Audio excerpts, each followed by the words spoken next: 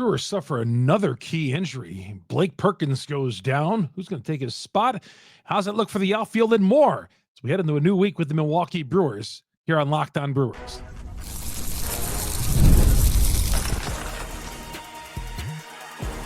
You are Locked On Brewers, your daily Milwaukee Brewers podcast. Part of the Locked On Podcast Network, your team every day. Perkins suffers a shin injury, and he's going to miss a little time. Not extensive, but he's going to miss some time. They're going to shut him down for a little bit.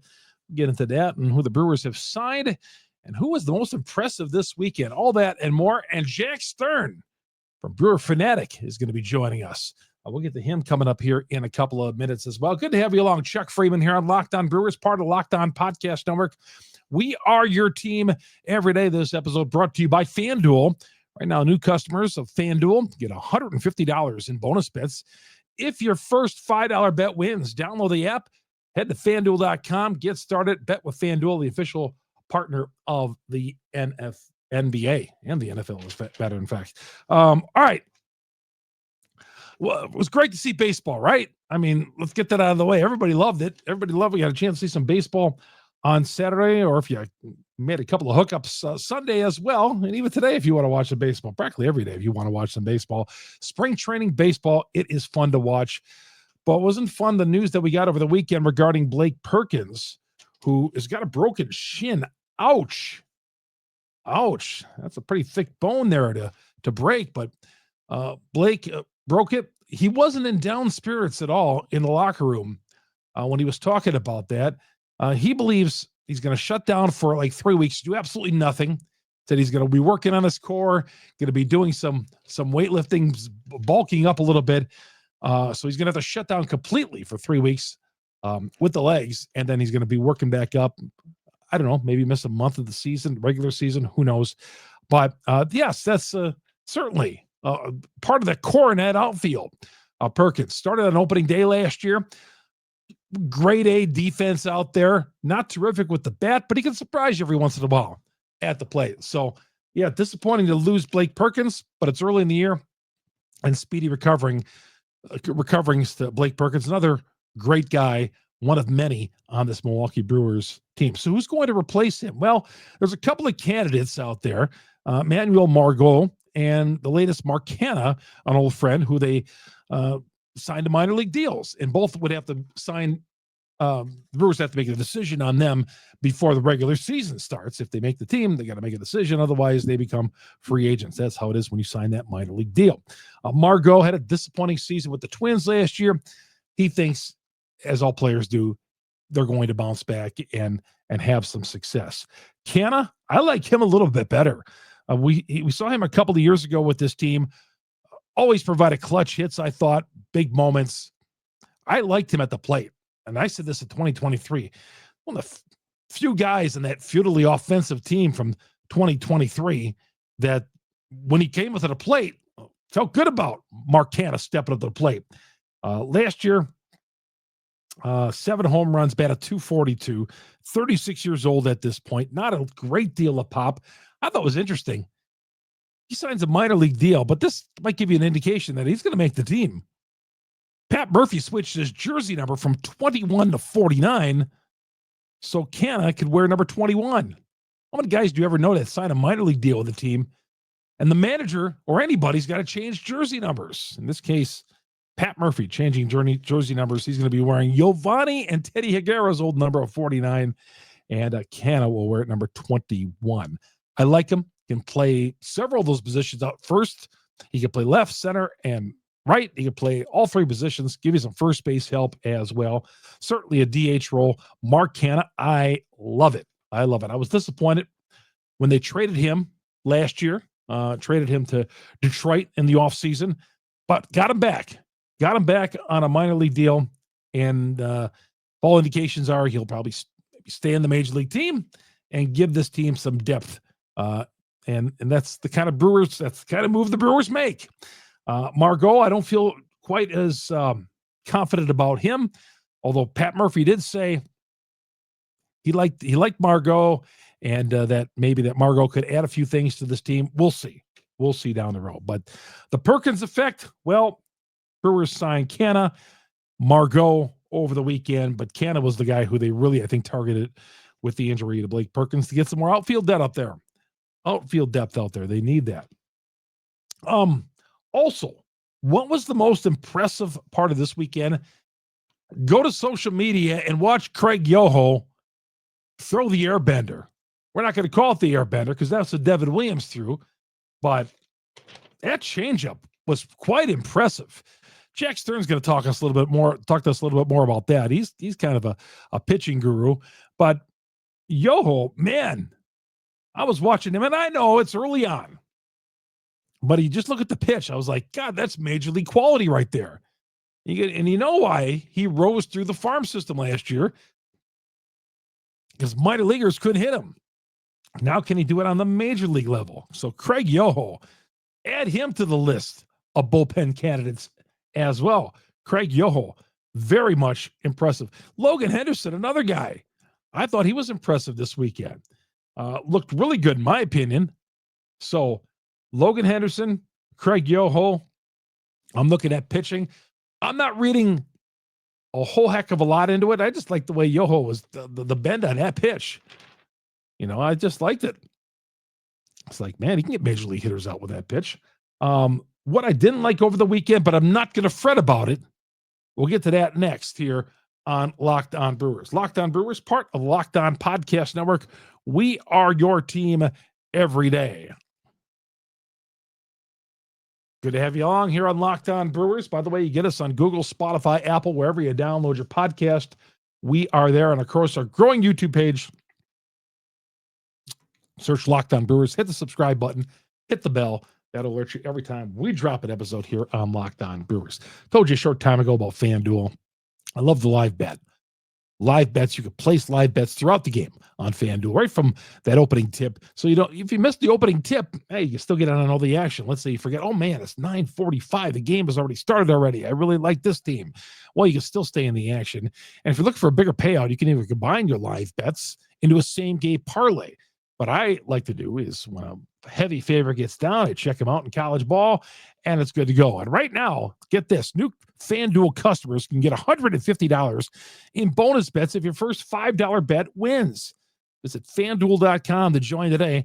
FanDuel.com, your shot at $150 in bonus bets, but you got to win that $5 bet, and you got to play. Make every moment more with FanDuel. FanDuel, the official sports betting partner of the NBA. Chuck Freeman here on Locked On Brewers, part of the Locked On Podcast Network. We are your team every day. We'll be talking to Jack Stern coming up here in a moment or two. Well, what I didn't like, but again, I'm not going to get all crazy about it. Aaron Ashby pitched 2/3 of an inning on Sunday, 3 hits, 4 runs on 27 pitches. I am not going to write him off as my 5th starter just because of one bad performance. Number one, he was healthy coming out of it. Okay. And yeah, his numbers weren't great as a starter last year. He had an ERA of 8, but still 1 start, didn't make it out of the inning. But the interviews I saw that were done with him after, well, the key was to stay healthy. And he stayed healthy, pain-free, and let's give him some more. I know it seemed like we cut Aaron Ashby a heck of a lot of slack, but I know he's coming off the injury from a couple of seasons ago.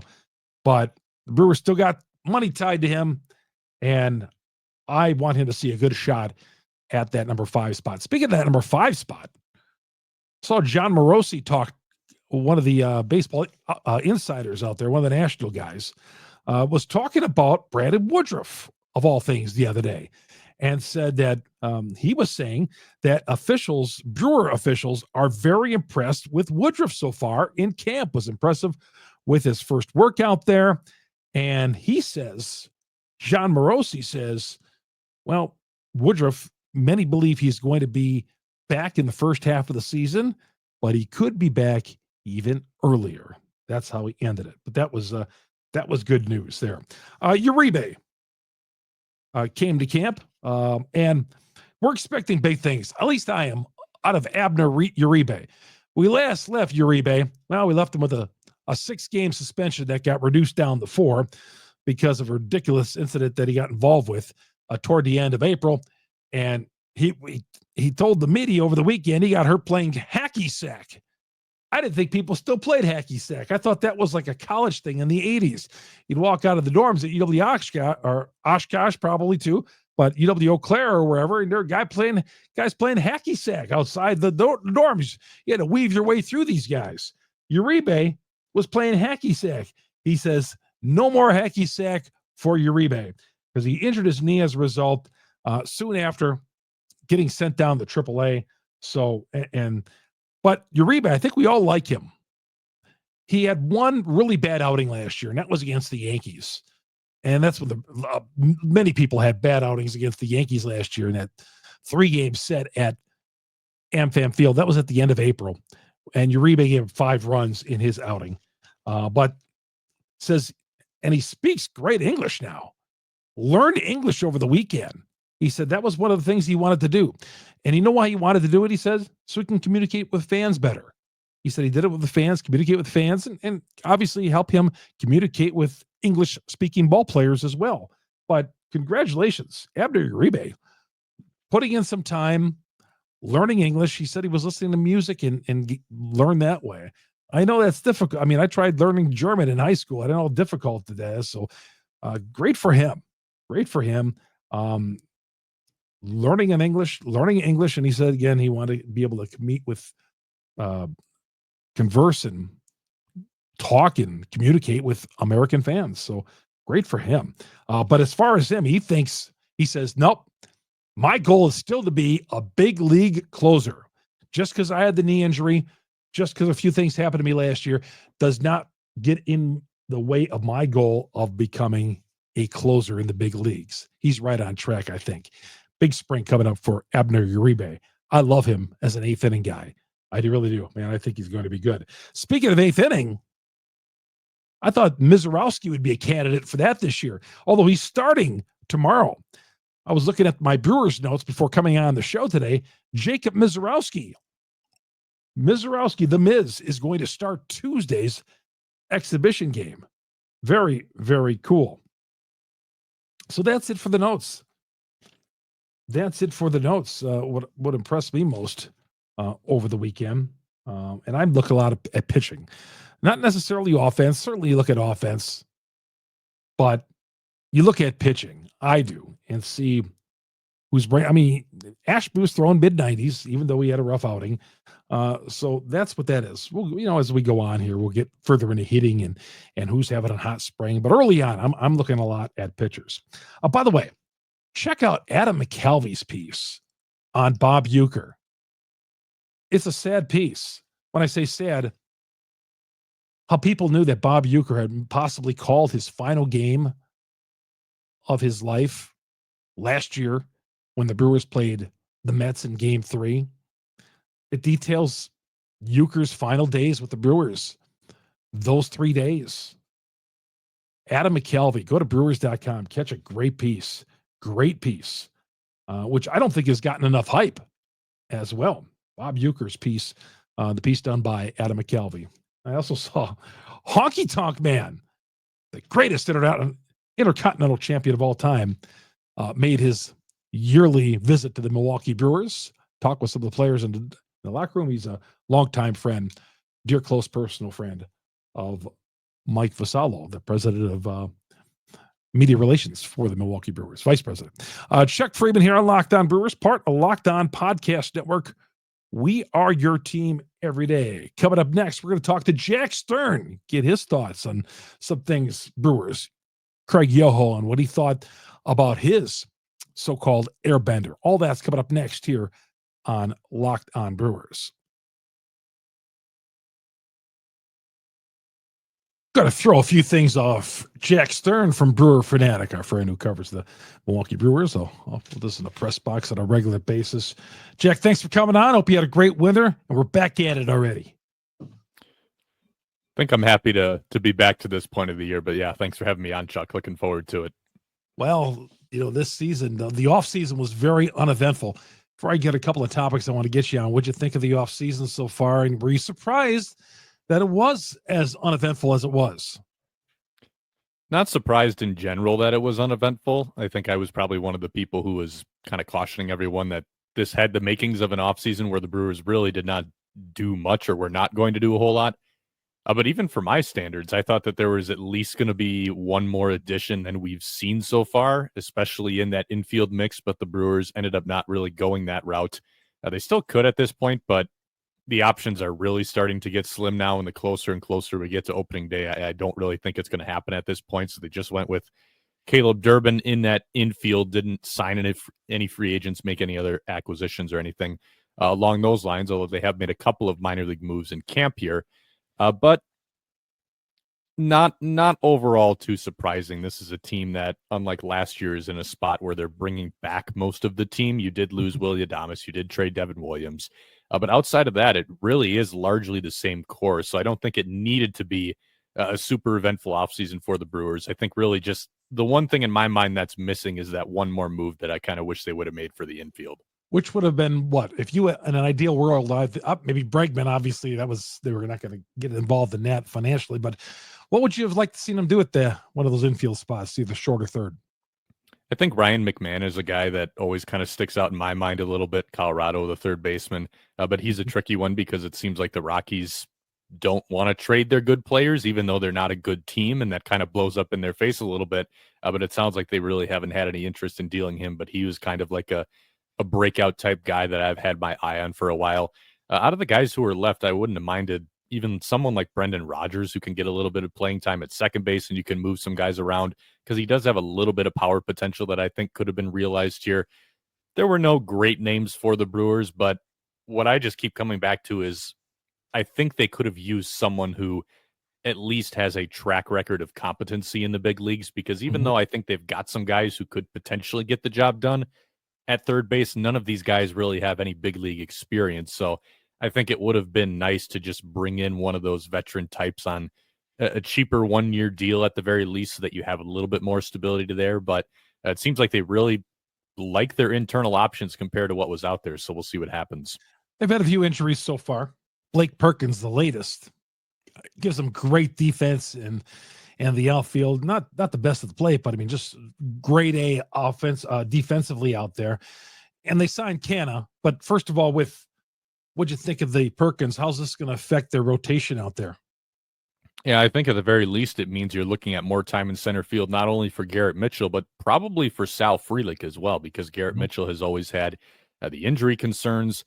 So it's always a toss-up how many games you're going to get out of him. I'm sure in a perfect world, the Brewers would love to have him in there every day, but he is maybe a guy who you need to give a little bit of DH time to keep him fresh. And then after that, Frelick's probably the next man up, because he also came through the system as a center fielder. He's been an excellent defender in right. He can play above average defense in center field as well. But then under that arrangement, then all of a sudden there's more playing time opened up in right field or left field, depending on how you want to orient Jackson Churio in the outfield, which corner you want to have him at. And I think that is where the Canna signing does start to come in a little bit. The Brewers, I think, would have been okay as is without Perkins. They could have made it work, but I think it's nice to just have one more guy in that mix now, just to ensure that you don't run into any problems with the depth. I like Canna. I liked him when he was here. I liked him when he was in Detroit. And this gets often overused, Jack, a professional hitter, a guy I always felt good at or with when he goes up to the plate, because he's going to make something happen. He's not going to do anything dumb at the plate. Yeah, he's at this stage in his career, he's not an exciting hitter. There's really not a whole lot of power left in that bat. He's entering his late 30s. But if you look at his numbers last year with Detroit and San Francisco, it was just kind of a very typical Mark Canna season. He was basically a league average hitter because he could get on base so much, and because he just kind of has a knack for grinding out at bats a little bit, like you talked about. You know, I'm not someone who really likes to throw that out there myself, but you can see it when he's up there. He's going to make good swing decisions. He's not going to go up there and have, quick at bats where at the very least he's not wearing down a pitcher a little bit or finding some kind of way to get on base. He hit 240 last year, but his on base percentage was about 100 points higher than that. So still getting on base at a good clip, not afraid to take the hit by pitch as a way to get on base. Really what I keep coming back to here is, in a way, it's kind of similar to what the Brewers were looking for when they brought him in the last time at that trade deadline in 2023. That was a terrible lineup that they had in 2023, and they really just needed someone who, even if he's not a great hitter, it's a very high floor. You know that he's going to be a competent, solid, league average bat because he's going to make those good swing decisions, have those professional kind of plate appearances, and get on base.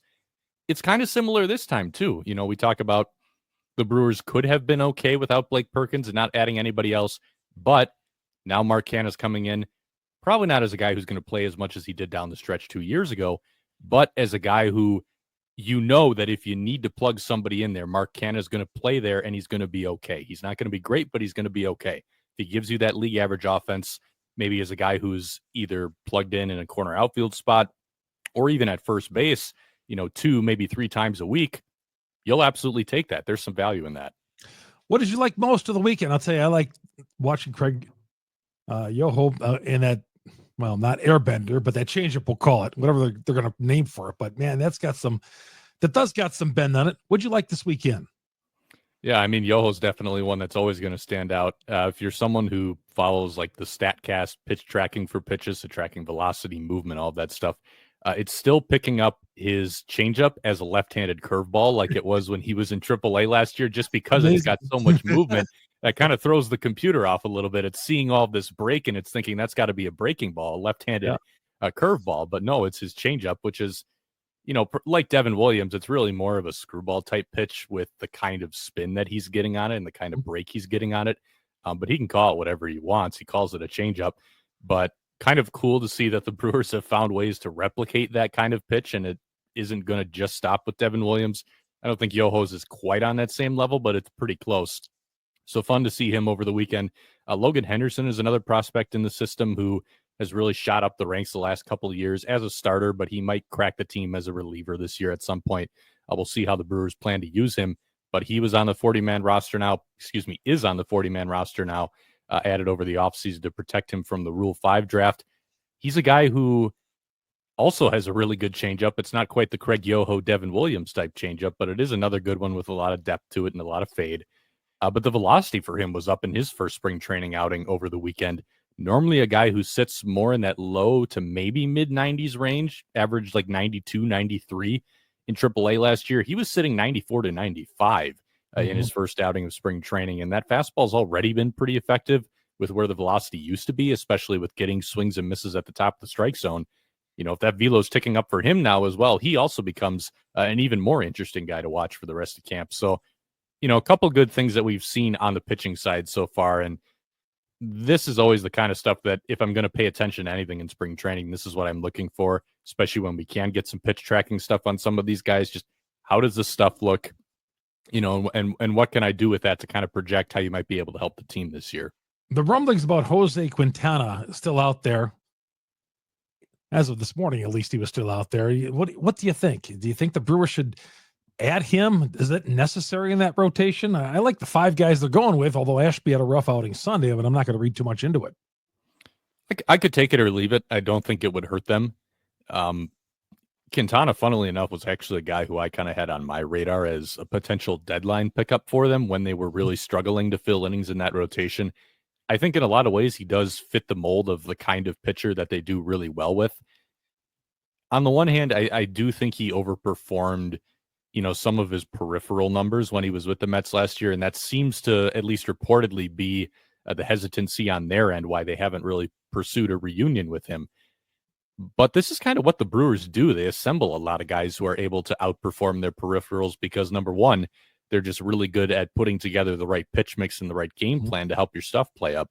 But number two, they're going to play elite defense behind you. So you're really going to get good results on batted balls, better than you would with most other teams. We really saw that a lot with guys like Colin Ray, Bryce Wilson, even the guys who are coming back this year. Tobias Myers and Aaron Savali were pretty big beneficiaries of that. So I think it comes down to, do the Brewers think that he can really be a whole lot better than what they already have in that rotation? Again, I could take it or leave it. I don't think another arm for depth would hurt them because I think there are some question marks here. You don't know for sure what Myers is going to do in that follow-up season after the league has had some time to adjust and study up on him. You don't know exactly what you're getting out of Brandon Woodruff. The initial reports in camp have been really encouraging, quite a bit better than what I was expecting, actually. But still, this is a guy who hasn't thrown more than like 150 innings in 3 years now. So You're not quite sure what you're going to get out of him.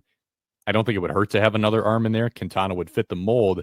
It always just comes down to, for the Brewers, like, do they think this is a guy they need, or do they think that they can kind of build their own Jose Quintana and have that guy fill a spot later on if they need to? Jack, final question. I think the most interesting man in Brewer camp, Ernesto Martinez, 250 pounds, 6'6", played a little bit in the minor leagues for a while here.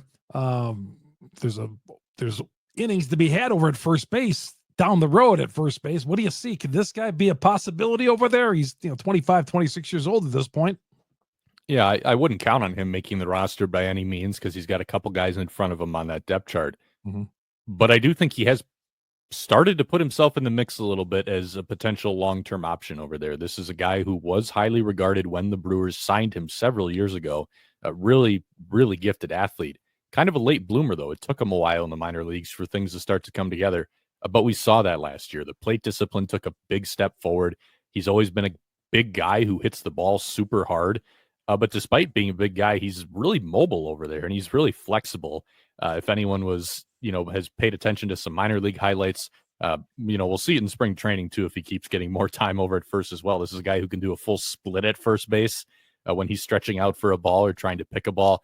He's so athletic that he's actually gotten a little bit of time in center field as well in the minor leagues. So if you really needed to run him out in the outfield, he could do that in a pinch too.